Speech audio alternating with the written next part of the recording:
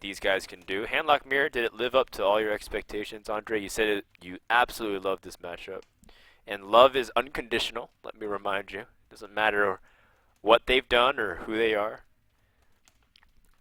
Yeah, Giants were played, damage was dealt. Somebody got wrecked, but I mean, I don't know. I just love how powerful that deck is. You know, everything it does just feels degenerate. You're drawing 2 cards a turn. You play 4 mana 8/8s. Oh man, it's Feels just unfair. Great. Yeah, exactly. Yeah. Well, it's good stuff. We're going into Game 3, though, and Handlock will have to sit. And again, if anyone is tuning in for the first time wondering how this format works, it's a pre-submitted lineup of 3 decks before you go into the blind pick stage. That way, when you go into blind pick, you have a general idea. But it's not. There's no elimination. It's not like once you lose the deck, you can't play it anymore. The fact is, you can lose with the deck as many times as you want. You just can't lose 3 games. So here we go into the Druid Mirror. I'm excited to expecting see Fast Druid. Fast Druid. Yeah, that's pretty much been the only list we've seen in tournaments, surprisingly. I think Ramp is better. I think Mech is also better. So that's been surprising to me. You always see like the Spectral Knight Fast Druid list, but we'll see. Well, you did call this out. There we go. Could be a Mech Druid, and Mech Druid is pretty interesting. What are some of the advantages or disadvantages of it compared to another type of regular Druid, like a mid-range that we usually see? In general, I mean, you're just going to have more early game plays. You're not going to have those awkward games where you hero power on turn 2 and 3. But in the Druid versus Druid matchup specifically, I think Mech is actually favored because the Druid matchup is usually based on who gets board lead early, because it's very easy to just not do anything on turn 2 to affect the board as a Druid. So, for example, if one person plays Wild Growth, the other person plays like Mech Warper plus a 2-drop, all of a sudden those 2 mechs you have, they're going to be dealing like 3 or 4 damage a turn every turn for the next like 3 or 4 turns, and then you kill off their Druid of the Claw with Taunt. The other guy's always on the back foot. And, you know, Druid is so bad at catching up once it's behind, so I gotta give the edge to Mech Druid, I think, just for... Oh wow, he didn't keep his... No, you're trying. He threw it back. I mean, I guess it's not that good in the mirror. Yeah, it stalls. Oh, Warper, that's a great draw. It's for next turn, though. Yeah, you don't play it here. Yeah, there's no way to synergize off it immediately. The Azure Drake's interesting, too. Even though it's Mech Druid, it still has Azure Drake. Is it just because you don't have enough draw otherwise? I guess, yeah. Probably a very limited amount of... Are they playing the same list? They both have piloted No, Mech. Pilot Shredder makes sense considering it's a sticky minion.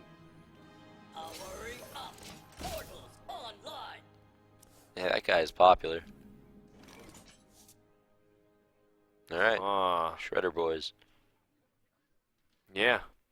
It's pretty resilient against whatever can be thrown out there. It might even 3 for 1 if it gets a really good roll off its pilot.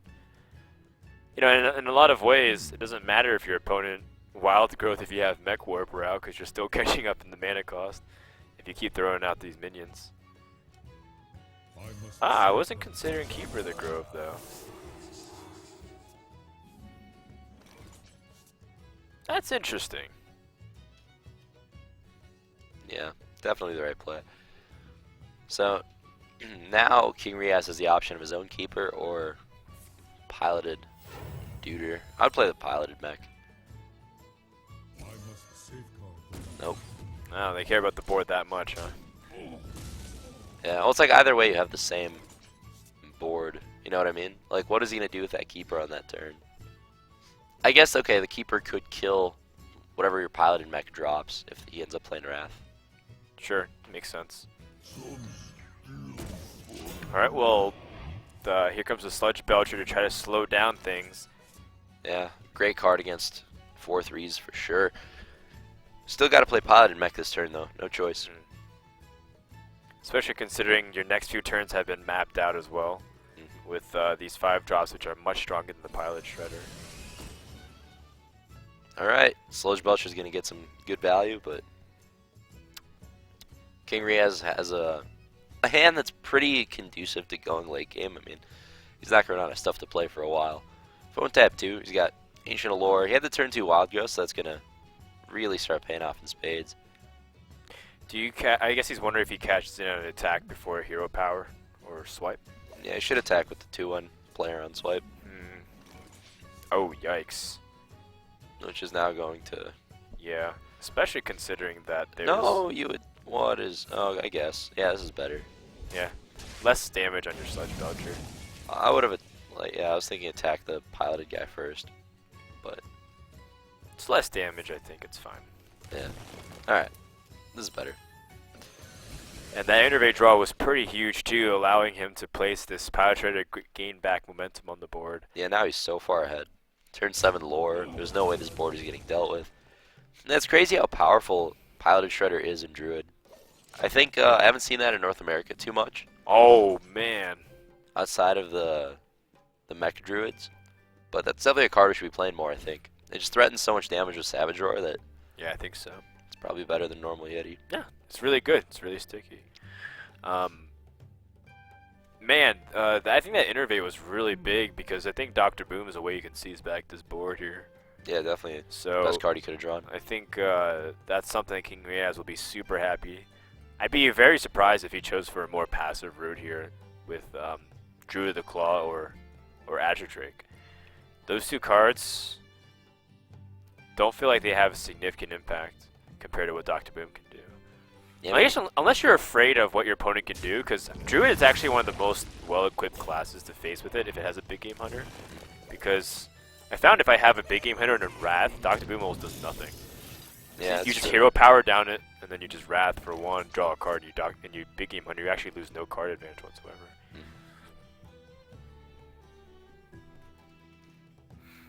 Alright, well, no answer to the 7/7. That's definitely an issue here.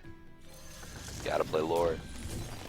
Should you have played Lore after? Oh man, that sequencing, unfortunately. Big game hunter And the Wrath, the exact cards you needed. I think you do attack a mech here, though. Yeah. The Nah, 1/1. Maybe not. I mean, I guess that's an attack he's going to make anyway. He's not going to let it soak up 7. That's true, but then now he can like hero power it for 1 and then get the guaranteed kill. Yeah, well, it forces him to use 2 mana, right? I guess that's if you true. do the attack for him, he wouldn't even have to. Oh, you're right. He does have 6 mana. It does make it more awkward. Ah, well, that's a forgettable outcome. Yeah. Maybe this one will be better. Oh yeah, I call that the Rainad Dr. Boom.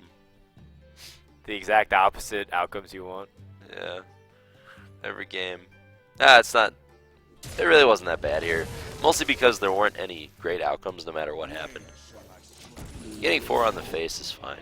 Ah, if he could have killed off the Ancient of Lore if they both landed average around there. Yeah, but that's still like 1 and 3 to hit it in 1 the and first 4. place at all. Yeah. Yeah, you're right. Well, BGH here. It always hurts to kill off a Dr. Boom that's already got an attack. It's only really dealing 2 damage, but I mean, it's still good enough that you have to play it. There's no option here. I think so. Otherwise, there's well, one, reaching it through Wrath also means that this Druid the Claw will live. But the second thing is, what else is there worth big game hunting? Yeah. Well, besides, assuming your opponent's not playing a similar card to you, which is Alexstrasza, that's also interesting too. Yeah, we see it once in a while in Druid decks as kind of the finisher of choice over Cenarius. Mostly because it gives you a little bit more healing and it also puts people in range of the Force of Nature combo. But yeah, we'll see what Mech Druid goes with here. Mech Warper, solid draw. Not gonna do too much here. Yeah. It's unfortunate that he doesn't have a way to deal with this, and I think he's in the back of his mind pretty worried about maybe even dying next turn. Yeah. 3, 7, 10, plus 9, plus 14. Like, yeah, either way, I think just Druid of Vatan is your best play. Yeah. Wow, I would have played Mech Warper. You don't have time to hero power here.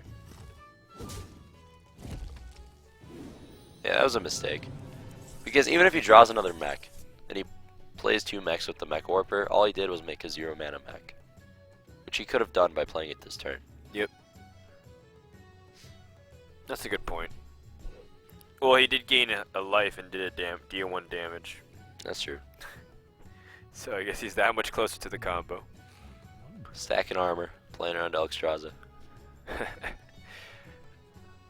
Well, speaking of Alexstrasza, Feels like this is one of her more opportune times to come out here. Yeah, I would play it. Trade off the 4-2 and 3-2, and then Shade to the face. Maybe you wait a turn on Shade. No, I would attack. Puts him to 12. I like that too, considering that you might be on a draw to win the game from that point on. The alternative, Lotheb? I mean, Lotheb protects the Shaded next Ramus too in a way, right? But it's just like I guess you're playing around the idea of big game hunter swings, like if he had BGH and Wrath. If you're doing this, why are you attacking? Because the damage doesn't matter if you play Alex, which you're going to play. If you're going to make this play, you should hold the Shade, I think. Unless he's going to Savage Aura combo with Force of Nature. Yeah, that's true. Could draw into that.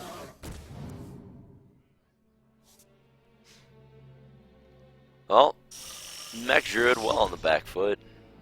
Yeah, Mech Druid's not really doing anything right now. Nope, still going to be short here. Yeah, I think we're going to see Lotheb into the... Well, if you Lotheb into the 3-4, you're getting swiped. Let's see, he's threatening 7, 11, 25 damage. You just tell Extraza face and go face with everything. The only way you die is... Innervate combo? Yeah, Innervate combo, which is so unlikely. But maybe you do kill off one of the spider tank or something just to be careful. Yeah, you can use your... definitely use the minion to do that for sure. I still like Alex Raza because it's an 8-8 that your opponent has to deal with. This game could have been over.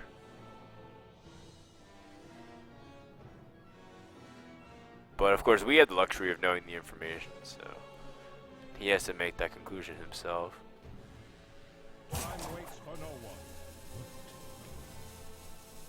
I'm still going to be really surprised if you choose not to go for Alex Raza.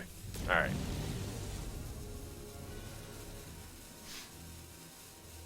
Do you remember tournaments back before they added ropes to friendly games? Of course. How could I forget? Those were dark times. Those were Paladin times, Giants Paladin times, where it was like Koyuki versus like Nimsh, or like Trump and Monk would play, and they just roped every single time. No, there wasn't a rope, man. That was the problem. Well, that's what I meant. Like they would they would wait for a super long time. Like I think turns would take 5 or 6 minutes. Even like this one clip where Forsen did this like ridiculous preparation play with Leroy, like a runner in order to win the game. He took like 4.5 minutes, and I was like, oh gosh. Well, that's game. Puts hair on your chest for casting, right? Is there a trial by fire? All right. Like getting hit by Ragnos 4 times. Alex Straza getting in